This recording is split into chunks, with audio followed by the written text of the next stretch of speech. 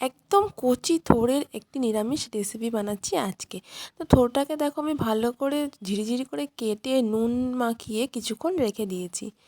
সিদ্ধ করার দরকার নেই, নুন মাখিয়ে রাখলেই একদম নরম হয়ে যায় যেহেতু কচি থোড়। আর এখানে দেখো কড়াতে আমি মুগ ডাল বসিয়ে দিলাম। মুগ ডালটাকে একটু ভেজে নিয়ে তারপরে ধুয়ে বসিয়ে দিলাম। একবার দুবার ধুয়ে তারপরে কড়াতে বসিয়ে দিলাম, জল দিয়ে একটু সিদ্ধ হতে দেবো। মুগ ডালটা হাফ সিদ্ধ হয়ে এসছে, খুব বেশি সিদ্ধ করব না।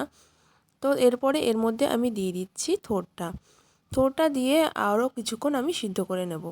তো দেখো আমার মুগ ডালটা মোটামুটি মুগ ডাল আর থোড় দুটোই সেদ্ধ হয়ে গেছে। এবার কড়াতে বসিয়ে দিচ্ছি আমি সর্ষের তেল।